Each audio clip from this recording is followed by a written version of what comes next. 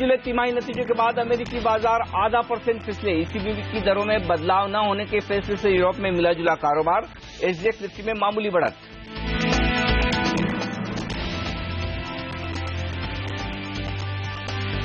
मुनाफा वसूली के चलते बाजार की 6 दिनों की तेजी पर लगा ब्रेक। कैश मार्केट में मगर एफआईआईज ने की 800 करोड़ रुपए की दमदार खरीदारी।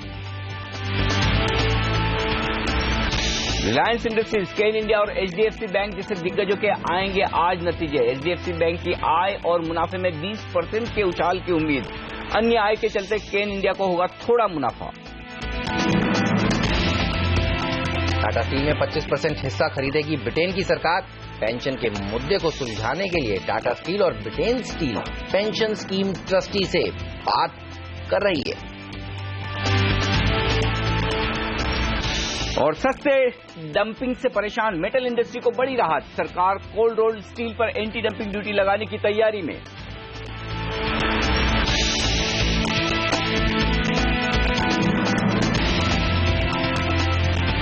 तीन दिनों से बाजार कंसोलिडेशन के मूड में और दिशा की तलाश में। न 8,000 के ऊपर जाते हैं, न 7,900 से बहुत नीचे फिसलते हैं। तो बड़ा सवाल ये, क्या हफ्ते के आखिरी दिन कोई एक बड़ा ब्रेकआउट या फिर कुछ नीचे के स्तर दिखेंगे?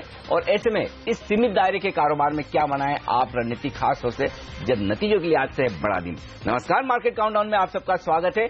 मैं हूं अनिल सिंह। नमस्कार, और मैं हूं हेमंत खई, और हमारे साथ जुड़ेंगे हमारे दो खास मेहमान, पावर माई वेल्थ के फाउंडर संदीप वागले और प्रकाश दीवान .in के प्रकाश दीवान। और इनसे जानेंगे कि कौन से शेयर आज सबसे अच्छा प्रदर्शन दिखा सकते हैं, कौन से ट्रेडिंग आइडियाज हमारे एक्सपर्ट्स आपको दे रहे हैं। लेकिन अब देखिए, जैसा आप कह रहे हैं कि बिल्कुल सुस्ती भरा कारोबार देखने को मिल रहा है, कंसोलिडेशन हो रहा है। अच्छी बात अगर ढूंढने निकले तो यह है कि निफ्टी 200 दिन के डीएमए के ऊपर अभी भी टिका हुआ है और 7,900 के ऊपर जाकर बड़ी मुश्किल से ही सही लेकिन क्लोजिंग दी है। आज के लिए गोल्ड, अगर आप ग्लोबल क्यूज देखें तो कम से कम पॉजिटिव नहीं है, बहुत नेगेटिव भी नहीं दिख रहे हैं। कैसे अप्रोच किया जाए? 18,000 के नीचे हालांकि डाउ जरूर खिसक गया, हम बहुत जश्न मना रहे थे कि 3 दिन से वो ऊपर था उसके। हाँ, थोड़ा सा कंसोलिडेशन का मूड है क्योंकि ईसीबी की बैठक में कुछ हुआ नहीं। उम्मीद भी यही थी कि कुछ होगा नहीं, और यही वजह कि आप देखिए कोई भी बाजार ऐसा नहीं जो आधा % ऊपर या नीचे हो, तो सुस्ती वाला माहौल है। और हफ्ते के आखिरी दिन बाजार थोड़े से डायरेक्शन के मूड में कि अब कौन सा नया ट्रिगर ढूंढा जाए जिसके दम पर हम आगे बढ़े या नीचे फिसले। और वही हाल भारतीय बाजारों का भी है, मिले जुले संकेत है, जहां एक और ये बात साफ दिख रही कि ट्रेंड मजबूत है, निचले स्तर से लगातार खरीदारी आती दिख रही है। वैसे ही सामने अहम लेवल भी है, और हम लगातार यही कह रहे हैं कि 8,000 के पार जाने के लिए पहली बात तो ये कि आपको 2-3 मजबूत ट्रिगर्स एक साथ चाहिए, जो नतीजों के दम पर, एफआईआई की खरीदारी के दम पर और ग्लोबल मार्केट्स की तेजी के दम पर होने चाहिए। और दूसरी बात, ज्यादा संभावना ये बनती कि स्क्रीन पर 8,000 को पार करना ज्यादा मुश्किल होगा। किसी दिन गैप से ऊपर खुल जाए और टिक जाए तो वो ज्यादा संभावना दिखती है। फिलहाल सोमवार को अगर रिलायंस इंडस्ट्रीज के नंबर से सरप्राइज कर दे बिल्कुल, तो अगर समझिए आज डाउ आपको 150-200 पॉइंट ऊपर हो जाए और एफआईआई के आंकड़े तो ठीक है ही, और अगर रिलायंस के नतीजे अच्छे हो तो फिर 8,000 के ऊपर की संभावना तब बन जाती है जब आज आप 7,950 के आसपास क्लोजिंग दे दें। तो ये सोमवार को शायद हो, लेकिन फिलहाल जहां तक आज का सवाल है, आज भी मैंने 7,900 के लेवल को ही निर्णायक तौर पर चुना है, और वो वजह साफ है, डेटा वैसे ही है लगातार 3 दिन से। और ऐसे में आपको आज कमजोर अगर शुरुआत हो, क्योंकि एशियाई बाजारों में मिला जुला कारोबार है, शुरुआत कैसी होती है वो अहम होगी। कमजोर शुरुआत हो, 7,875 के आसपास निफ्टी को खरीदें, 25 पॉइंट नीचे स्टॉप लॉस, 7,950, 7,975 ऊपर का लक्ष्य है। दूसरा तरीका ये हो सकता है कि आप निफ्टी को ऊपर के लेवल पर बेच भी सकते हैं, 7,975 के आसपास, 8,025 यहां पर स्टॉप लॉस सकते हैं, नीचे 7,900, 7,875 वही लेवल है जहां पर आपको प्रॉफिट बुकिंग कर लेनी चाहिए। ठीक पिछले 3 सेशन की तरह आज भी आपको दोनों तरफ ट्रेडिंग के मौके मिल सकते हैं। बैंक निफ्टी ज्यादा बेहतर है, ज्यादा मजबूत है, कल के लो के आसपास खरीदें, 16,550 के आसपास, 16,350, 200 पॉइंट नीचे स्टॉप लॉस होगा, 16,750 का वहां लक्ष्य है। और मेरा मानना है कि जब कैश मार्केट में फिर से खरीदारी के आंकड़े डोमेस्टिक फंड्स के आने, तो मिड कैप स्मॉल कैप शेयरों में आप तेजी करें। और सेक्टर्स के लिए आज से मुझे मेटल्स, कुछ हद तक ऑयल एंड गैस और डिफेंस, ये 3 सेक्टर मुझे आज मजबूत नजर आते हैं। मेटल्स काफी मजबूत हैं, ऑयल एंड गैस और डिफेंस पर भी नजर रखिए। पॉस्को ने जिस तरह से कल अनुमान से बेहतरीन नंबर्स दिए हैं, कोल्ड रोल कॉयल पर जिस तरह से एंटी डंपिंग ड्यूटी लगाने की बात सरकार कर रही है, और आप देखिए 3 ट्रेडिंग सेशंस में 15% का जंप देखने को मिला है ग्लोबल मेटल्स में। तो मेटल्स के लिए आज जो है सेटअप काफी स्ट्रांग नजर आ रहा है। चलिए एक्सपर्ट से पूछते हैं कि आज वो निफ्टी को किस तरह से ट्रेड करेंगे। वागले साहब हमारे साथ जुड़े हुए हैं, बताइए सर। Good morning. कैसे अप्रोच करेंगे? वैसे देखिए कल और परसों का बाजार ना तो तेजी हो रही है खुल के, ना मंदी ही हो रही है। बड़ा मुश्किल है ट्रेडर्स के लिए। ऐसे में कौन से लेवल्स इंपॉर्टेंट है? Good morning Hemant, good morning Anil ji. I think बाजार कुछ क्लियर संकेत नहीं दे रहे। मैं बिल्कुल आपके साथ सहमत हूँ और ऐसे माहौल में, ऐसे मौके पर ट्रेडिंग ना किया जाए तो बेटर है निफ्टी में। लेकिन आपको अगर ट्रेडिंग करना ही है, आपको कोई व्यू लेना ही है तो वो तेजी का होगा। नियरर 7900, 78, 90 वो 10-20 पॉइंट्स के रेंज में आप निफ्टी ले। एक 50 पॉइंट का स्टॉप लॉस रखे 7850 का, और ऊपर में 8000, 8020 का एक लिमिटेड अपसाइड होगा 100 पॉइंट, 120 पॉइंट, जो मुझे शायद आज आए या नहीं आए बोल नहीं सकते। लेकिन इंडिविजुअल स्टॉक्स में कुछ मिड कैप में, जैसे आपने कहा, मैं ज्यादा बेटर या क्लियरर पैटर्न से मैं वो प्रिफर करूंगा। तो निफ्टी में ना ट्रेड करें, यही बेटर होगा। निफ्टी को साइड में रखें और इंडिविजुअल स्टॉक्स पर फोकस करें, और हम आपको बताएंगे दोनों ही एक्सपर्ट से पूछ के कौन से वो स्टॉक्स हैं जो आज अच्छा प्रदर्शन दिखा सकते हैं। थोड़ा सा इंतजार आपको करना होगा और प्रकाश की राय भी आपके सामने लेकर आएंगे। लेकिन अनिल, एक आंकड़ा जो कल काफी अच्छा दिख रहा है शाम को जो आया, वो है नंबर FII इसका 806 करोड़ रुपए की खरीदारी का फिगर, और उससे पहले एक दिन उन्होंने बिकवाली की थी। क्या लगता है, बैंकों में खरीदारी करी होगी या नए IPO जो खुला था, लिस्ट हुआ था इक्विटास, उसमें? कल आप देखिए लगभग 8 करोड़ शेयरों की डिलीवरी मार्क हुई है इक्विटास में। इश्यू साइज का लगभग आधा इक्विटी ट्रेड हो गया, और ऑन एन एवरेज में 140 रुपए की प्राइस पर मान के चलो तो लगभग 1100 करोड़ से ज्यादा का डिलीवरी मार्क हुआ है। 1100 सवा 1100 करोड़ की डिलीवरी मार्क हुई इक्विटास में। और जैसा कि आपको पता है कि IPO में FIs ने पैसा नहीं लगाया था, उन्होंने सेकेंडरी मार्केट से खरीदना था। ये जरूरी नहीं कि सारा का सारा उन्होंने ही खरीदा हो, लेकिन एक बात तय है कि लगभग 50% से ज्यादा वो इन्वेस्टर जिन्हें IPO में अलॉटमेंट मिले थे वो पहले ही दिन बेच गए। इसका मतलब साफ है कि नए इन्वेस्टर्स आए हैं और वो उनमें से ज्यादातर FIs होंगे। तो काफी कुछ कंट्रीब्यूशन उसका है। दूसरा, एक्सिस बैंक की तरफ से एक बड़ी डील हुई उसका है। वो सब हैं, लेकिन फिर भी आंकड़े तो आंकड़े हैं, खरीदारी तो खरीदारी है, राइट। तो ऐसे में अगर 800 करोड़ की खरीदारी हुई तो हमें खरीदारी के तौर पर देखना चाहिए। ये ब्लॉक डील, ये लिस्टिंग, ये हमेशा होंगी, और लेकिन FIs तो पैसा लगा रहे हैं। दूसरी बात अच्छी ये भी है हेमंत कि डोमेस्टिक फंड्स ने बिकवाली का दबाव कम किया है, 66 करोड़ की खरीदारी आई है। लेकिन इन सबसे बढ़िया जो आंकड़ा जिनको देखकर मैं खुश हूं, वो है स्टॉक फ्यूचर्स का। स्टॉक फ्यूचर्स में 1000 करोड़ की खरीदारी, ये बेहद दमदार है। 995 करोड़ का स्टॉक फ्यूचर खरीदा, और ये स्क्रीन पर दिख नहीं रहा था। तो ऐसे में जो पिछले 2-3 दिनों से आंकड़े खराब स्टॉक फ्यूचर्स के दिख रहे थे FIs के, वो बहुत बेहतरीन हुए और ओपन इंटरेस्ट बढ़कर आया है। इसका मतलब साफ है कि जो अभी संदीप भी कह रहे थे, स्टॉक स्पेसिफिक जबरदस्त तेजी FIs देख रहे हैं, और ये आंकड़ा आपके लिए सबसे काम का है, इसी पर नजर रखिए। और पुटकॉल रेशियो का क्या है, वो कहां पर है? देखिए पुटकॉल रेशियो थोड़ा सा कम हुआ है, 1.08 से 1.06, लेकिन अभी भी वो थोड़ा हायर साइड पर है। और यही एक शायद मुश्किल कर रहा है कि हम 8000 के पार नहीं जा पा रहे हैं। चलिए 8000 के पार तो हमें लगता है फिर सोमवार को ही भारतीय बाजार निकल पाएंगे। लेकिन प्रकाश दीवान हमारे साथ जुड़ चुके हैं। गुड मॉर्निंग सर, बताइए क्या व्यू बन रहा है मार्केट पर आज आपका? 2 दिन से तो जो 8000 की उम्मीद लेके बैठे थे उस हिसाब से मायूसी थी, बट ये निफ्टी पर ही दिख रहा है वो। हाँ नहीं, एक्चुअली ये होता है जब काफी छुट्टी आ जाती है तो एक इक्विलिब्रियम को वापस मेंटेन करने में या वापस लाने में थोड़ी मुश्किल होती है। और क्योंकि इतनी स्टॉक स्पेसिफिक एक्टिविटी हम देख रहे हैं, कई स्टॉक 20% वाले मतलब सर्किट पे लगे हुए हैं, लेकिन इंडेक्स में कोई चाल नहीं है। तो ये हमेशा स्टॉक स्पेसिफिक एक्टिविटी का इंडिकेशन रहता है, और रिजल्ट सीजन की होने की वजह से कोई बड़ी पोजीशन आपको अक्रॉस द बोर्ड नहीं मिलेंगी। तो मुझे लगता है कि 8000 की बहुत जल्दबाजी नहीं करनी चाहिए, पर पैसे बनाने के बहुत अदरवाइज मौके हैं, उनका फायदा उठाना। तो संदीप भी कह रहे हैं, प्रकाश भी कह रहे हैं कि स्टॉक स्पेसिफिक मूव्स, अनिल भी कह रहे हैं कि स्टॉक स्पेसिफिक मूव्स रखने चाहिए। मत एक चीज के भले हम तीनों ही कह रहे हैं, लेकिन एक बात साफ है, जब ज्यादातर लोग ये मानने लग जाए कि 8000 को पार करना आसान नहीं है तो सरप्राइज आना है। कल भी हम यही बात करें, सरप्राइज आना है तो पॉजिटिव साइड पर आना है। और लगातार 3 दिन ऐसे हेमंत जहां बाजार हायर हाई बना रहे हैं, हायर लो बना रहे हैं। तो ऐसा नहीं कि बाजार में वीकनेस है। बुधवार को 7950, और आप देखिए कल के दिन 7978, तो हर रोज एक हायर हाई लगता हुआ नजर आ रहा है। बिल्कुल, तो बुल्स का पलड़ा भारी जरूर है। इंतजार कर रहे हैं वो बेयर्स को ट्रैप करने की शायद अनिल भाई, इसलिए मैं कह रहा हूँ अगला हफ्ता क्योंकि एक्सपायरी वाला है ना, तो शायद बेहतर तरीके से वो ट्रैप होते हुए नजर आएंगे। एक्सपर्ट से पूछेंगे कि हम कौन से वो स्टॉक्स हैं जो उनको पसंद है, जहां पर आज आपको ट्रेडिंग करके मौके मिलेंगे खरीदारी के। लेकिन अनिल, एफएनओ के संकेत किस तरह से मिल रहे हैं इस समय, यहां पर क्या पोजीशंस बन रही हैं? एफएनओ में एक संकेत बहुत साफ है, बहुत अच्छा है, वो है कि निफ्टी की बजाय बैंक निफ्टी की मजबूती दिख रही है। हम कल भी यही बात कर रहे थे कि देखिए मार्केट का डायरेक्शन आपको बैंक निफ्टी से मिलेगा, और इतने खराब बाजार में बैंक निफ्टी ने अच्छा प्रदर्शन किया, और 2 दिनों में देखिए बैंक निफ्टी में लगभग 2.5 लाख शेयर नए जुड़ गए, और 2.5 लाख शेयरों का इजाफा छोटा नहीं होता किसी भी लिहाज से ओपन इंटरेस्ट में। और कल भी देखिए 85,000 शेयर जुड़े, तो बैंक निफ्टी की मजबूती अब भी बरकरार है, और जब तक बैंक निफ्टी अपने अहम लेवल न टूटे, और बैंक निफ्टी में कल काफी इंटरेस्टिंग मूव, और जो जिस तेजी से आया है और जो लास्ट तक बना रहा, वो काफी कॉन्फिडेंस बढ़ाने वाला है। तो जब तक बैंक निफ्टी कमजोर ना हो, आप डरिए मत, निफ्टी 7,800 के नीचे तो जाएगा नहीं इस सीरीज में, बैंक निफ्टी जब तक कमजोर ना हो। ये सबसे पहला संकेत आपके लिए। बाकी पुट कॉल रेशियो की हमने बात की, वो स्टेबल है।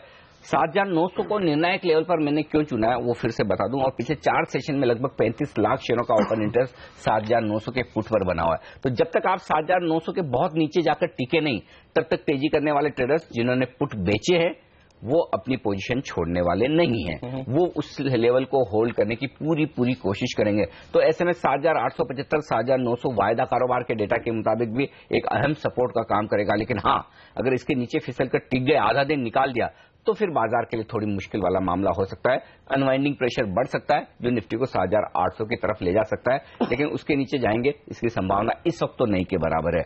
बाकी जो कल ओपन इंटरेस्ट में एडिशन होता हुआ दिखा है, अब 8,000 के कॉल पर 7 लाख शेयर जुड़े हैं, तो 7,800 8,000 अगर आप ये जानना चाहें अब से लेकर एक्सपायरी तक की ये ट्रेडिंग रेंज बेहद साफ नजर आ रही है। ओके, चलिए, तो ये है वो ट्रेडिंग रेंज जिस पर आपकी नजर होनी चाहिए। लेकिन स्टॉक स्पेसिफिक एक्शन जैसा कि हमारे एक्सपर्ट्स कह रहे हैं कि देखने को मिलेगा, तो पहली राय संदीप आप ही से बताइए एक स्टॉक का जहां पर आप बुलिश है। हेमंत, मैं आरईसी में बाय रिकमेंड करूंगा। ये स्टॉक में कल ब्रेकआउट दिया है, और मुझे लगता है आज नहीं तो अगले 2 या 3 ट्रेडिंग सेशन में अच्छी खासी मूव आनी चाहिए। 5 से 7% ट्रेडिंग अपसाइड हम देख सकते हैं। तो आप 163 का स्टॉप लॉस रखें और 174 का टारगेट रखें, और अगर आप थोड़ा सा लंबा अरसा लेते हैं 2 या 3 हफ्ते, शायद ये 185 190 तक भी जा सकता है। ओके, तो आरईसी है वो स्टॉक जहां पर खरीदारी करने की राय, और कल बेहतरीन मूव आरईसी में आता हुआ दिखा था। लेकिन प्रकाश से भी पूछते हैं कौन से सेक्टर्स, कौन से स्टॉक्स उन्हें पसंद है। प्रकाश, पहले सेक्टर्स की बात की जाए जहां आज आप बुलिश हैं। मुझे लगता है जिस हिसाब से इसमें अलजी जो बिल्डअप हो रहा है, जैसे हमने पहले शुगर, सीमेंट, इन सब में चाय देखी, मार्केट हर एक दिन एक नए सेक्टर को ढूंढ रहा है, कोई लीडरशिप जिसको मिल सके, जिसमें अभी तक पार्टिसिपेशन नहीं हुआ और हम लोग उसमें हिस्सा ले सके। ट्रेडर्स की जो ये ख्वाहिश है कि हम जो रह गए हैं वो ऐसे सेक्टर में आए जहां अभी भी वैल्यू है या अपॉर्चुनिटी है। तो उस लिहाज से मुझे लगता है स्पेशलिटी केमिकल्स में ऑलरेडी हमने कलर्स एंड डाइज वाले सेगमेंट में देखा, जो एच एसिड वाले प्रोडक्शन को रिलेटेड है। आज मुझे लगता है फ्रेग्रेंसेज और फ्लेवर्स वाले सेगमेंट में आएगा। दूसरा, एक आप ग्लास बनाने वाली कंपनीज देखिए, सभी 2 दिन से बहुत अच्छा प्राइस वॉल्यूम एक्शन दे रही है, जैसे चाहे वो इंडोसाई हो या सेंट गोबेन हो, इस टाइप की जो कंपनी स्पेशल, वो भी केमिकल्स को रिलेटेड रहती है, कंस्ट्रक्शन एक्टिविटी से रिलेटेड रहती है। तीसरी जो छोटी मेटल कंपनीज है, उत्तम गालवा, भूषण स्टील, चाहे वो सीडीआर को या बैंकिंग लोन्स के रीपेमेंट को लेके हो या जो भी कारण हो उसके, लेकिन जब दिग्गज स्टील कंपनी अच्छा काम कर रही है, आप देखिए JSW, Jindal steel, Tata steel, सब पे पॉजिटिव रुझान सा एकदम से बना है। तो ये स्टील कंपनी जो छोटी कंपनीज है ये भी अच्छा एक बज इसमें भी आना शुरू हुआ है। तो मुझे लगता है इस टाइप के पॉकेट्स में एक्टिविटी ज्यादा रहेगी। और इसी लिहाज से जो स्टॉक्स भी मैंने चुने वो इनमें से ही शामिल है। कल मार्केट बंद होने के बाद हमने ये भी सुना था कि director general of anti dumping duty ने एक इन्वेस्टिगेशन शुरू करी है कुछ केमिकल्स के ऊपर एंटी डंपिंग ड्यूटी लगाने के लिए। मिथाइलिन क्लोराइड एक केमिकल है जो फ्रेग्रेंसेज और फार्मा कंपनियों के इस्तेमाल में आता है। गुजरात फ्लोरो, गुजरात एल्कली, एसआरएफ जैसी कंपनियां बनाती है। क्या उस तरह की कंपनियां फोकस में रह सकती हैं? बिल्कुल। इनफैक्ट इस श्रेणी में और भी कंपनी आती है, कैम्फर एंड अलाइड है, एसएच केलकर है। तो इस टाइप की कंपनीज को बहुत इसमें फायदा हो सकता है। और ये कंपनी ऐसे भी अंडर वैल्यूड है, क्योंकि इसकी ज्यादा हिस्ट्री नहीं है। जैसे एसएच खेलकर आईपीओ के बाद आया, लोग भूल गए, क्योंकि नए नए आईपीओ आते जाते हैं, पुराने लोग बहुत जल्दी भूल जाते हैं। तो अच्छी कंपनीज जो है जिनमें डिमांड रही थी, जो सब ठीक ठाक है, उसी में मुझे लगता है आगे चल के तेजी भी रहेगी। परफेक्ट। तो एसएच खेलकर आज आप कर सकते हैं खरीदारी, लेकिन 6 से 9 महीने के लिए लक्ष्य 290 रुपए का प्रकाश दीवान की पहली पिक। लेकिन प्रकाश की लिस्ट में कुछ और स्टॉक्स हैं और ऐसे ही बेहतरीन स्टॉक संदीप वागले की लिस्ट में भी है। कौन से हैं वो टॉप ट्रेडिंग स्टॉक्स जो आज दे सकते हैं आपको मुनाफा? और साथ ही निफ्टी पर 5 एक्सपर्ट्स की कॉल इस छोटे से ब्रेक के बाद।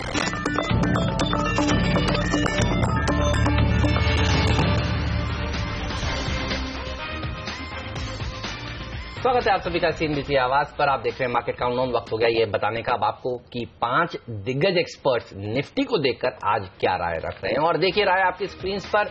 रजत बोस कह रहे हैं बेच कर जाना चाहिए। कल हम देख रहे थे कि निफ्टी की तरफ से इस तरह की कॉल्स आ रहे थे। 7850 तक के टारगेट्स और 7965 का एक स्टॉप लॉस रखे हैं। नीरव वखारिया ग्लोब कैपिटल के बेचना चाहते हैं निफ्टी को 7955 के स्टॉप लॉस के साथ 7850 पर कवर करेंगे शॉर्ट को। और मानव चोपड़ा भी कह रहे हैं कि यहां पर खरीदारी करनी चाहिए। बुलिश हैं वो। 7960 तक के टारगेट्स हैं, 7850 का स्टॉप लॉस रखें। लेकिन एक और बिकवाली की राय आशुतोष सर्रा की तरफ से मैक्स ग्रोथ कैपिटल के 7950 के स्टॉप लॉस से बेचेंगे, 7840 पर करेंगे अपनी पोजीशन को कवर। मंदी वाले बस ज्यादा है आज मार्केट में। आप देखिए A K. Prabhakar head of research IDBI के, वो कह रहे हैं कि बेचकर ही जाना चाहिए। 7800 का टारगेट दे रहे हैं वो और 7985 का एक स्टॉप लॉस भी जरूर रखना चाहिए। तो सेलर्स की संख्या आज ज्यादा है। अच्छी बात है, तभी शायद बाजार ऊपर जाने की कोशिश करे, क्योंकि चार्ट पर ये सिग्नल आने बहुत जरूरी है कि बाजार 8000 को क्रॉस नहीं करेगा। लेकिन फिलहाल जो लेवल्स दिख रहे हैं वो सपोर्ट है 7850 पर और ऊपर है 7950, 7980। ये 2 लेवल है। या मोटा मोटी ये कहते हैं कि 7950, 7850 ये 100 पॉइंट की रेंज है जिसके बीच बाजार ट्रेड करता हुआ दिखेगा आपको। ओके, ये थी निफ्टी पर आए। लेकिन बता दें आपको, ब्रिटेन सरकार टाटा स्टील में 25% हिस्सा खरीदने के लिए तैयार हो गई है और सरकार ने यह भी कहा है कि वो टाटा स्टील और ब्रिटिश स्टील के पेंशन स्कीम ट्रस्टीज से बातचीत कर रही है ताकि पेंशन से जुड़े हुए तमाम मसलों का एक हल निकाला जा सके। इस पर और ज्यादा जानकारी दे रहे हैं लंदन से हमारे सहयोगी संजय सूरी। ब्रिटेन की सरकार की ये घोषणा कि वो 25% हिस्सेदार बनेगी इस कंपनी में, टाटा स्टील के बाद जो भी इसका नाम रखा जाए। लेकिन सरकार का हिस्सा 25% से अधिक होगा, जबकि हिसाब में पावर सप्लाई जोड़ी जाए, पेंशन जोड़ी जाए। मुख्य लक्ष्य यह है कि किसी प्रकार यह कारखाना बंद ना हो जाए, क्योंकि वो सरकार को और भी महंगा पड़ेगा। बिना किसी आमदनी की उम्मीद में लोगों को बेरोजगारी के बेनिफिट देने होंगे, सबकी पेंशन अपने सर लेनी होगी पूरी तरह से। लेकिन ये सरकारी पैसा किसको मिलेगा? एक तरफ तो टाटा स्टील के मैनेजर और वर्कर मिलकर इसे संभालना चाहते हैं, दूसरी ओर संजीव गुप्ता के लिबर्टी हाउस की प्रयत्न। गुप्ता इस कारखाने में बुनियादी परिवर्तन लाना चाहते हैं, जो कि सरकार में बहुत लोगों को मंजूर नहीं। शायद ही इस प्लान को पूरी सरकारी सहायता मिले। लेकिन इससे भी ज्यादा सरकार की योगदान नीति में रहेगी, विशेष तौर से चीन के बारे में नीति में, ताकि वहां पे सस्ते बने माल के इंपोर्ट पर किस तरह से रोक लगाई जाए। ये तो आप देख रहे हैं कि टाटा स्टील यूके का कारोबार बिकने जा रहा है और वहां पे जो सरकार है वो 25% हिस्सेदारी खरीदने वाली है, ताकि जो नए खरीदार आए उनको एक कुशन मिले। काफी पॉजिटिव खबर है टाटा स्टील के लिए। कैसे देखते हैं आप इसे Prakash? I think it's very positive. जिस हिसाब से पहले आप देखिए, जो उन्होंने पहले अपना यूनिट जिस अनथॉप का बेचा, उसके बाद जिस रफ्तार से गवर्नमेंट इसको सपोर्ट करने की कोशिश कर रही है कि ये मामला बहुत अच्छी तरह रिजॉल्व हो जाए। लेबर पार्टी है तो उस वजह से इसके वोट पे इम्प्लीकेशन भी बहुत ज्यादा रहते हैं। और इसके अलावा ब्रिटेन की जो अर्थव्यवस्था है उसमें इस टाइप का बिजनेस अब्जॉर्ब करने की गवर्नमेंट की क्षमता जो दिखा रही है, इससे ये जाहिर होता है कि अभी भी things are not as bad. जो यूरोपियन यूनियन को लेकर चिंता है वो लंदन यूके में हम देख रहे हैं कि ये नहीं है। और टाटा स्टील के लिए जो हमारे लिए मायने रखती है ये चीज, वो ये है कि इससे स्टॉक को एक नई जान मिल जाएगी और आगे चल के एक नया जो अपनी गलती है उसको सुधारने का मौका मिलेगा। चाहे इसमें काफी हद तक नुकसान भी रहेगा। 50,000 करोड़ की लागत जो लगाई थी उसमें रिकवरी तो बड़ी मुश्किल लग रही है, पर आगे से जो लॉस होना था वो बच जाता है। तो उस लिहाज से शेयर होल्डर्स के लिए वैल्यू क्रिएशन वापस से शुरू होगा, जो हिंदुस्तान के बिजनेस में से ज्यादा दिख रहा है। तो मेरे हिसाब से स्टॉक में अच्छा पॉजिटिव रुझान है। बाई ऑन डिप से ये स्टॉक जब भी नीचे आए इसको आप एक्यूमुलेट करिए, एक दिन में पूरा अपनी एपेटाइट का माल ना लीजिए, लेकिन धीरे धीरे करके बिल्ड कीजिए 430 का टारगेट। 430 के लक्ष्य के लिए खरीदारी करें टाटा स्टील में जब भी मिले आपको मौका कमजोरी का। ये है राय फंडामेंटल, लेकिन टेक्निकल राय भी लेंगे, साथ ही बताएंगे आपको वो कौन से हैं बेहतरीन 5 शेयर जहां पर आज खबरों के दम पर दिखने वाला एक्शन क्या है, खबरें क्या होगा, एक्शन बताएंगे इस ब्रेक के बाद।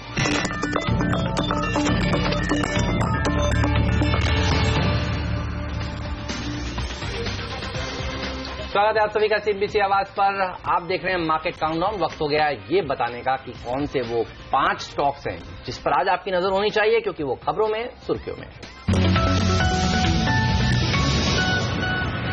SH केलकर और सुदर्शन केमिकल जैसी कई सारी कंपनियां आज एक्शन में रह सकती है, क्योंकि मैथिलीन क्लोराइड पर एंटी डंपिंग ड्यूटी लग सकती है। अब ये ड्यूटी की जो रेंज है वो देखिए बड़ी इंटरेस्टिंग है, $122 प्रति टन से लेकर $280 के आसपास। अब कितनी लगेगी ये देखना इंटरेस्टिंग होगा, लेकिन इस बड़ी रेंज में जहां भी ड्यूटी लगेगी वो इनके लिए पॉजिटिव होगी। चलिए, तो इन कंपनियों पर, तमाम केमिकल कंपनियों पर नजर रखिएगा। विस्तार से हम आपको बताएंगे कौन सी स्टॉक सबसे बेहतरीन है, और हमारे एक्सपर्ट प्रकाश तो कह ही रहे थे SH केलकर पे वो सबसे ज्यादा बुलिश है। लेकिन नजर रखिए आज Bhushan steel, Jindal stainless, SAIL, JSW steel जैसी कंपनियों पर। जैसा कि हमने आपको कुछ देर पहले बताया, स्टील इंडस्ट्री को सरकार बड़ी राहत देने की तैयारी कर रही है। कोल्ड रोल स्टील पर एंटी डंपिंग ड्यूटी जल्द लग सकती है, इन्वेस्टिगेशन शुरू हो चुकी है। और सरकार NMDC में अपनी हिस्सेदारी बेचने के लिए आगे बढ़ती हुई, बैंकर्स से उन्होंने बोलियां मंगवाई है 10% हिस्सेदारी बेचने के लिए, और बैंकर्स यानी कि मर्चेंट बैंकर्स अब शॉर्टलिस्ट किए जाएंगे। इसके अलावा डिशमैन फार्मा पर भी नजर रखिए। आपको याद होगा कंपनी ने अनाउंस किया था कि वो एक बोनस देना चाहते हैं, और उस बोनस इशू को शेयर धारकों से कल बाजार बंद होने के बाद मंजूरी मिल चुकी है। तो एक सेंटीमेंट के तौर पर तेजी स्टॉक में भी बन सकती है। ट्रैक्टर्स इंडिया, यहां पर खबरें यह है कि कैटरपिलर की डीलरशिप का ये कारोबार 350 करोड़ रुपए में बेचने जा रहे हैं।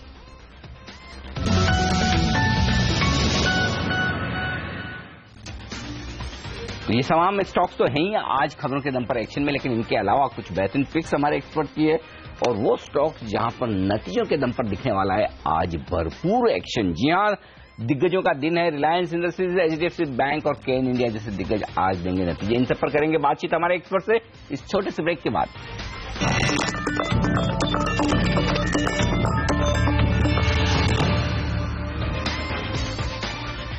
और आज ये नतीजों के लिए आज से बेहद बड़ा दिन। केन इंडिया, HDFC बैंक के नतीजे आने वाले हैं, और इनको लेकर क्या है अनुमान बताने के लिए हमारे साथ जुड़ रहे हैं हमारे रिसर्च टीम के एक्सपर्ट्स डिम्पी कालरा और पूजा त्रिपाठी। लेकिन डिम्पी, पहले आप बताएं केन इंडिया से किस तरह के नतीजों की उम्मीद है आज?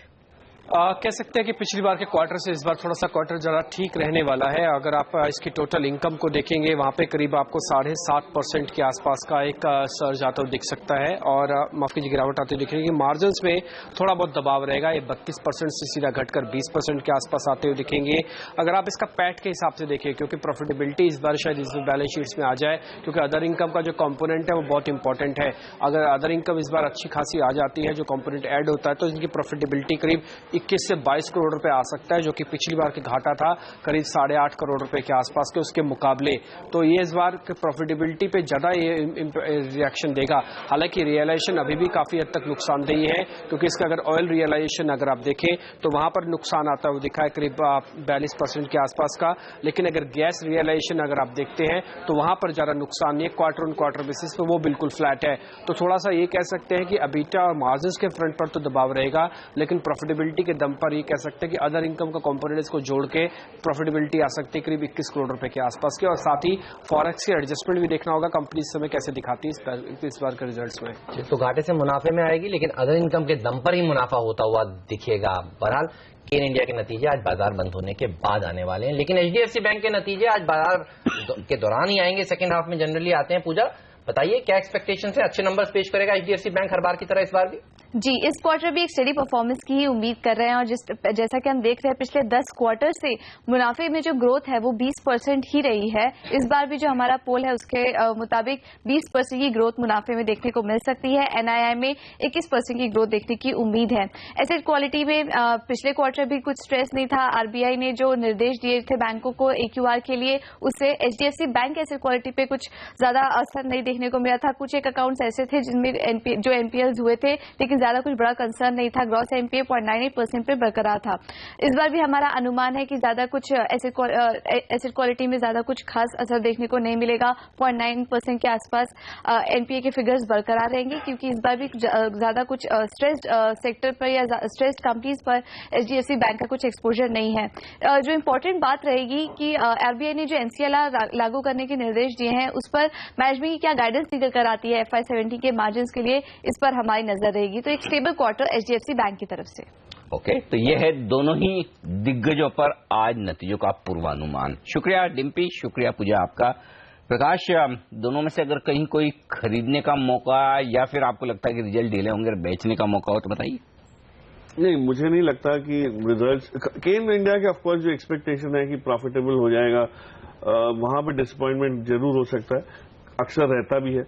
बट HDFC बैंक मुझे लगता है कि डेफिनेटली एक वापस अट्रैक्टिव बैंक में गिनना शुरू हो जाएगी, इसकी गिनती होना शुरू हो जाएगी, क्योंकि जो रिटेल को लेके स्ट्रेंथ है क्वालिटी ऑफ एसेट्स की, वो वापस उभर के आएगी। तो कोटक और HDFC बैंक हमेशा एक प्रीमियम वैल्यूएशन पे जो रहे हैं उसका जस्टिफिकेशन इन आंकड़ों के बाद एक बार फिर से स्ट्रांग हो जाएगा, जो ICICI और एक्सिस को नहीं मिलेगा। ओके, चलिए, तो HDFC आज बाजार के दौरान आएगा। केन इंडिया और RIL, ये दो ऐसी कंपनियां हैं जो मार्केट बंद होने के बाद आएंगी, लेकिन इन्हें बड़ा वेटेज रखती है। खासतौर पर HDFC बैंक और RIL मिलाकर 13.5% के आसपास का वेटेज रखती है। तो नतीजों के लिहाज से तो कम से कम आज का दिन काफी बड़ा है। लेकिन चार्ट्स पर भी एक राय ले लेते हैं। बिल्कुल, बताइए संदीप, चार्ट्स पर HDFC बैंक, केन इंडिया कैसे लगते हैं आपको? पॉजिटिव है, बट इतने पॉजिटिव नहीं कि ट्रेडिंग व्यू से लिए जाए। ऊपर में हल्की सी प्रॉफिट बुकिंग भी आ रही है। HDFC बैंक 1120 का लेवल है जहां पर मुझे लगता है प्रॉफिट बुकिंग आएगी। ऑन द डाउन साइड 1060 ये रेंज है, वहां पर सपोर्ट है, तो वहां पर बाइंग आएगा। लेकिन सेफ्टी ज्यादा है अगर आप HDFC बैंक लेते हैं। केन इंडिया की बात करें तो एक 144 का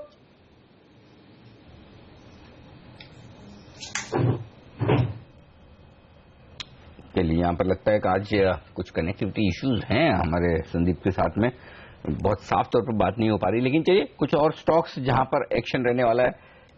SHKL कर तो आपने बात की, लेकिन आपकी पिक में मैं एक और स्टॉक देख रहा था प्रकाश, और वो है बोरोसिल ग्लास। ये एक और कैश मार्केट का स्टॉक आपने चुना है, बताइए क्यों पसंद है आपको और क्या करना चाहिए? हाँ जी, ये कंपनी में भी मैंने जो ऑब्जर्व किया, ये कुछ समय पहले तक लॉसेस में थी, इसके बाद इम्प्रूवमेंट पिछले साल इसका हुआ है, और अब जिस रफ्तार से इम्प्रूवमेंट हम देख रहे हैं और इनको ऑर्डर बुक इनकी इम्प्रूव हुई है, इनसे बात करने के बाद ये समझ आई कि जो केमिकल इंडस्ट्री गुजरात के आसपास, जो दहेज, वापी और बड़ौदा के आसपास जो बेल्ट है, वहां पे जो ऑर्डर फ्लो है नए इक्विपमेंट का, वो बहुत स्ट्रांग है। और ये कंपनी उसमें एक तो बहुत बढ़िया मार्केट शेयर इसका रहता है, हिस्सा रहता है। दूसरा, इन्होंने कई चीजें, नए जो ग्लासेस इंट्रोड्यूस किए हैं, एप्लीकेशंस, जो नई चीजें हैं, जो खास करके बैटरीज में लिथियम डायोड बैटरीज के लिए जो यूज होता है, सोलर पैनल्स के लिए, फोटोवोल्टिक सेल्स के लिए जो होता है, उसमें इनको काफी सक्सेस मिला है। और जिस हिसाब से ये सोलर वाली जो बिजनेस की इंप्रूवमेंट हम देख रहे हैं सोलर एनर्जी को लेके, तो इसका आगे चल के बहुत बढ़िया इसको ग्रोथ हेडरूम भी मिल सकता है। तो मुझे लगता है री रेटिंग की जरूरत है स्टॉक की, और बहुत जल्द ही हो जाएगा जैसे लोगों को नए आंकड़े दिखना शुरू हो जाएंगे। तो 105 का लक्ष्य रखा है मैंने, आई थिंक 75 के आसपास है अभी। खास मल्टीपल भी बहुत बड़ा हमने नहीं दिया, फिर भी ये 105 का लक्ष्य हासिल हो जाएगा करीब 9 से 12 महीने में। तो हिडन जेम्स ढूंढ के लाएं आज प्रकाश। देखिए, बोरोसिल, गुजरात बोरोसिल, ये एक ऐसा स्टॉक है जिस पर आज आपकी नजर होनी चाहिए। असाइल, सेंट गोबेन, ये पूरा सेक्टर फोकस में रह सकता है, ऐसा हमारे एक्सपर्ट का आज मानना है। लेकिन NMDC के लिए आज थोड़ा मुश्किल दिन हो सकता है। सरकार अब 10% हिस्सेदारी बेचने के लिए कामकाज शुरू कर रही है, शायद ये जल्द होता हुआ भी नजर आए। NMDC को कैसे आप अप्रोच करेंगे, क्या रणनीति होनी चाहिए? अक्सर हमने देखा है इस टाइप के ओएफएस में दबाव तो जरूर आता है, लेकिन थोड़े समय बाद वो वापस रिवर्स भी हो जाता है। अच्छी कंपनीज हैं और जो मेटल्स एंड माइनिंग के स्टॉक्स का री रेटिंग जो इम्प्रूव होना शुरू हुआ है, तो माहौल और टाइमिंग के हिसाब से तो ये ठीक ठाक है, कोई नेगेटिव असर बहुत ज्यादा इस पर नहीं पड़ना चाहिए।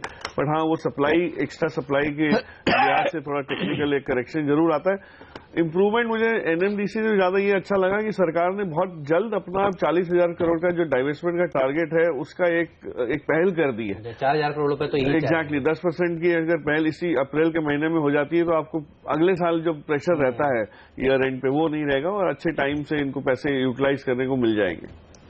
चलिए, तो ये है एनएमडीसी पर राय, लेकिन कुछ बिकवाली की राय भी है हमारे एक्सपर्ट्स की तरफ से और वो राय दे रहे हैं संदीप वागले। और संदीप ने 2 स्टॉक चुने, मैं उनसे थोड़ी देर में ये लूंगा कि इन स्टॉक्स में जो बिकवाली की राय वो दे रहे हैं वो किस वजह से। लेकिन डिफेंस शेयरों पर एक राय ले ली जाए, कहां पर आपको निवेश के मौके दिखते हैं? 29 अप्रैल को जो मीटिंग होने की बात कही जा रही है और उसमें 100% एफडीआई की सीमा बढ़ाने पर बातचीत हो सकती है डिफेंस कारोबार में, ये एक बड़ी खबर है। प्रकाश, क्या इस खबर के दम पर कहीं कोई मौका बनता है खरीदारी करने का? जी, खबर तो बड़ी है, लेकिन अगर एफडीआई में पूरा पैसा बाहर से भी आ सकता है तो जो हिंदुस्तानी कंपनीज हैं जो अभी जुमा शुरू हुई थी डिफेंस में कदम रख रही थी, उनके लिए थोड़ा सा मुश्किल भी हो जाएगा, कंपटीशन भी बढ़ेगा। हाँ, लेकिन जो कंपनी स्ट्रेटेजिकली साथ दे सकती है दूसरी कंपनीज को, उसमें एटलीस्ट ये हो गया कि 100% एफडीआई आज नहीं, लेकिन आगे चल के आने की जो गुंजाइश रहती है उससे बहुत फेवरेबल माहौल बन जाता है। कई कंपनीज मैंने सुना है जो अगर उनको 100% ओनरशिप नहीं मिलती तो नहीं आना चाहते, या मेजॉरिटी ओनरशिप नहीं मिलती तो नहीं आना चाहते, वो एटलीस्ट आप वापस उनके डायलॉग शुरू हो जाएंगे। अशोक लेलैंड मुझे लगता है इसमें से ये सारी जो लिस्ट है सबसे बेनिफिशियरी सबसे बड़ा रहेगा, क्योंकि उनका जो जेवी इन्होंने किया है वहां पे उस कंपनी की चर्चा हमेशा ये रही है कि वो मेजॉरिटी इवन ड्राइविंग सीट में रहे, और इस एफडीआई के चेंज के बाद हो सकता है कि ये आपको बहुत तेज रफ्तार से इसमें ग्रोथ होना शुरू हो जाए। और इस सेगमेंट में कंपटीशन भी काफी कम है जो अशोक लेलैंड जेवी करने की कोशिश कर रहे हैं, तो आज हो सकता है अशोक लेलैंड में इसके बलबूते आज यानी 29 तारीख तक एक अच्छा पुल बैक आए, क्योंकि थोड़ा सा गिरावट भी उसमें आ गई है, थोड़ा सा स्लो हो चुका है स्टॉक, आइडियल पोजीशन में है यहाँ से एक वापस स्टेज अपमूव देने की। इससे पहले हम कुछ और शेयरों की बात करें, एक बार एसजीएक्स निफ्टी पर नजर डालिए।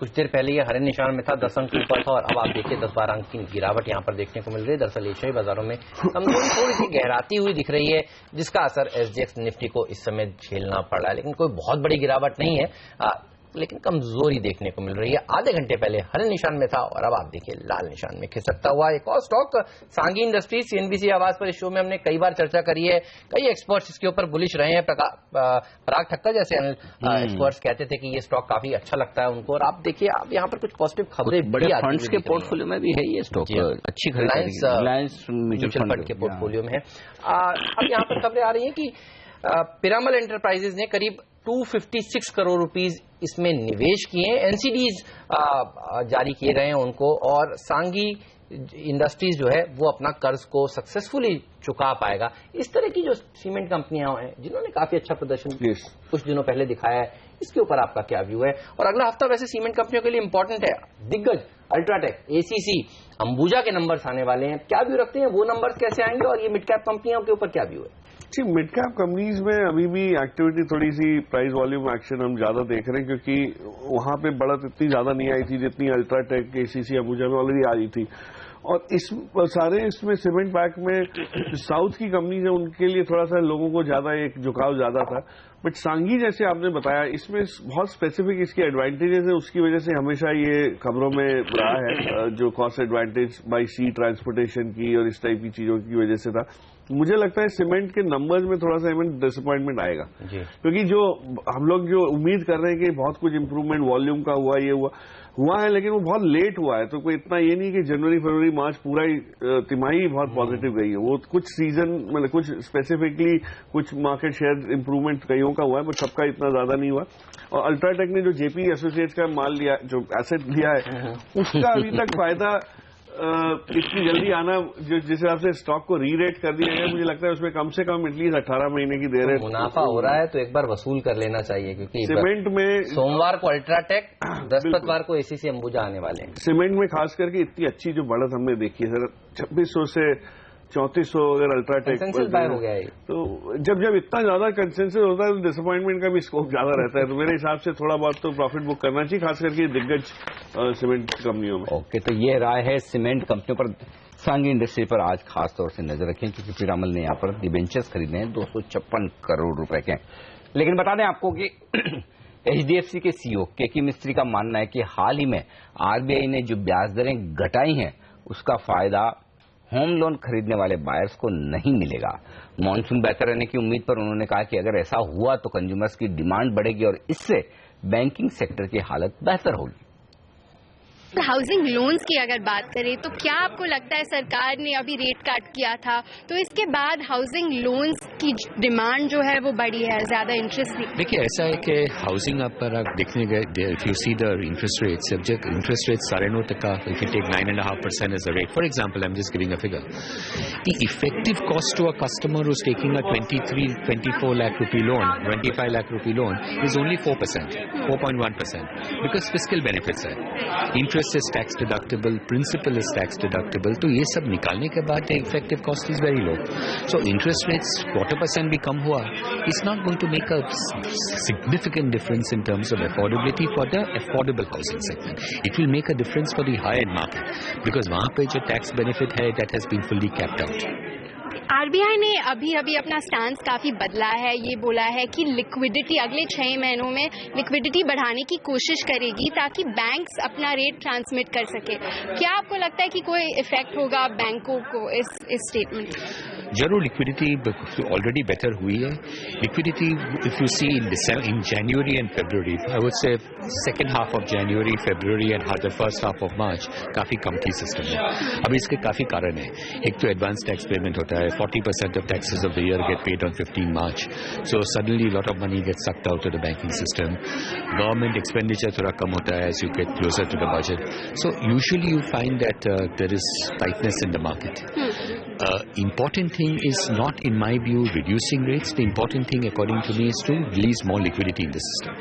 क्या आपको लगता है कि मॉनसून का इतना अच्छा फोरकास्ट हुआ है, इससे कोई असर पड़ सकता है? मेरे हिसाब से जरूर असर पड़ सकता है। मॉनसून के फोरकास्ट जो हुआ है उसके लिए रूरल डिमांड बढ़ेगा। As rural demand increases, capacity utilization also will increase and that will give the incentive to industry to invest. तो आखिरी सवाल आपसे, एचडीएफसी के क्या कोई प्लान्स है रेट ट्रांसमिशन के आगे? अभी हम एचडीएफसी के बारे में I can't talk because we are close to our financial results, पर हम तो अभी keep watching our cost of funds. जैसे कॉस्ट ऑफ फंड्स नीचे आए तो हम हमेशा बेनिफिट देते थे इन्वेस्टर्स। तो एचडीएफसी के केके मिस्त्री से बात कर रहे थे सीएनबीसी आवाज की संवाददाता। वक्त है एक छोटे से ब्रेक लेने का, और ब्रेक पर जाते आते संदीप वागले जी का धन्यवाद करना चाहेंगे। सर शुक्रिया, आपसे दिन में भी बात करेंगे और वहां पर भी आपकी राय लेंगे, धन्यवाद। लेकिन प्रकाश हमारे साथ बने रहेंगे, राकेश बंसल, मयूरेश जोशी और सुमित हमारे साथ जुड़ेंगे एक छोटे से ब्रेक के बाद।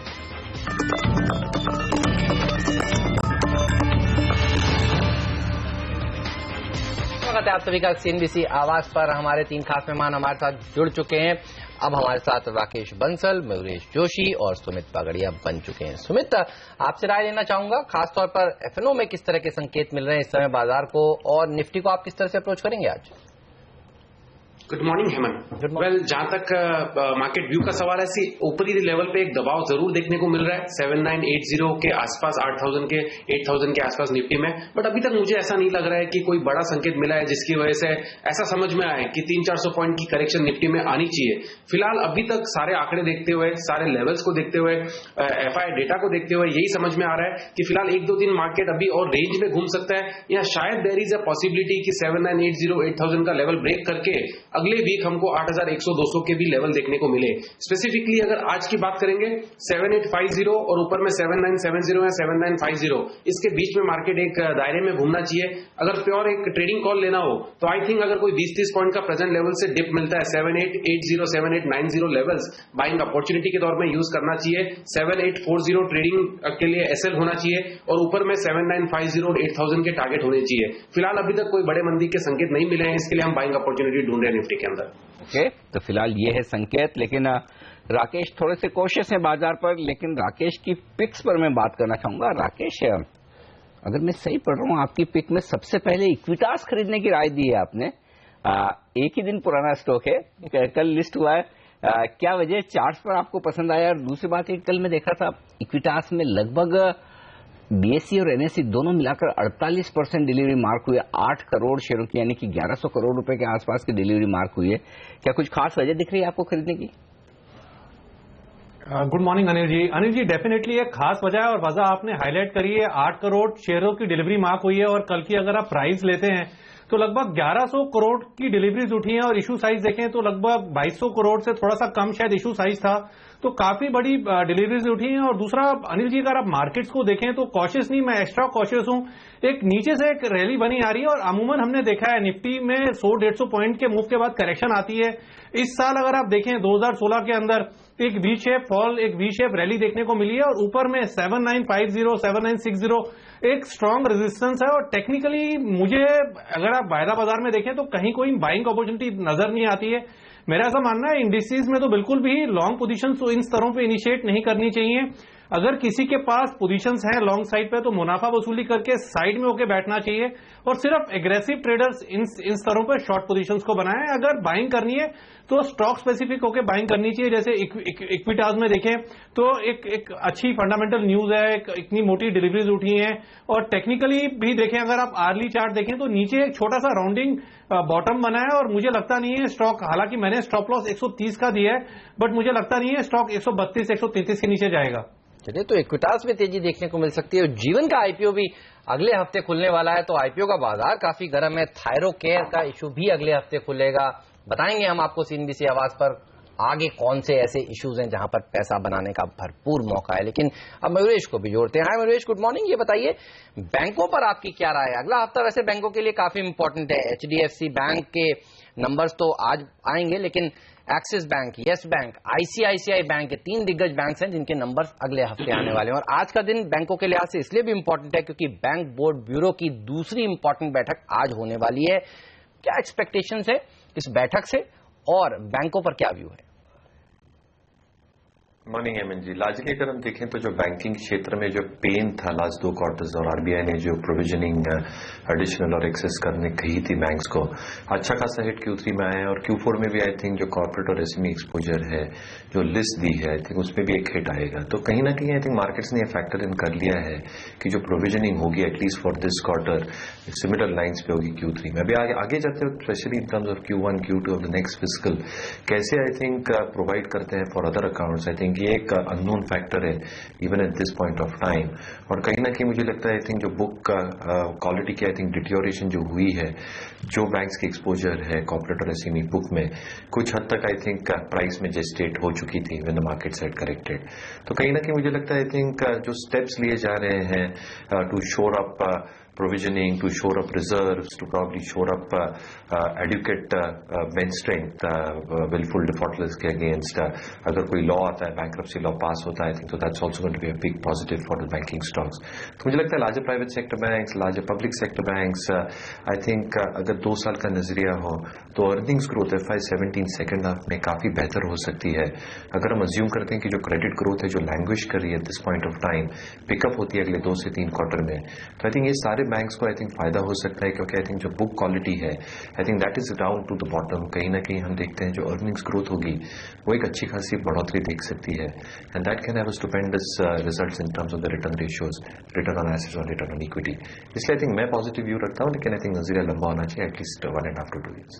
जी, तो ये है राय इस वक्त बैंकिंग शेयर पर। वक्त एक ब्रेक का और ब्रेक के बाद सुमित की कुछ बेहतरीन पिक्स और राकेश बंसल की भी आपके लिए लेकर आएंगे। बने रहिए हमारे साथ।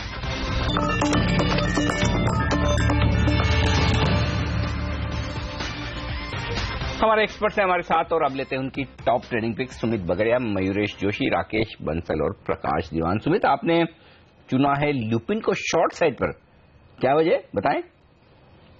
जी बिल्कुल अनिल जी, फार्मा स्टॉक्स में हमको मोटा मोटी कोई तेजी अभी फिलहाल लग नहीं रही है। हमें ऐसा लगता है कि आने वाले 20 से 25 दिन या 1 से 1.5 महीने के अंदर हमें एक फार्मा के अंदर वापस से दबाव देखने को मिलेगा। और प्रेजेंट लेवल्स पे भी अगर आप देखें तो फार्मा ने वो रैली नहीं दी है पिछले 10 दिनों में या 15 दिनों में जो मार्केट ने एक मूव दिखाया है उसके साथ। तो स्पेसिफिकली लुपिन में अभी तक दबाव बना हुआ है। हमें ऐसा लग रहा है कि ये 1600 के ऊपर टिकना मुश्किल रहेगा।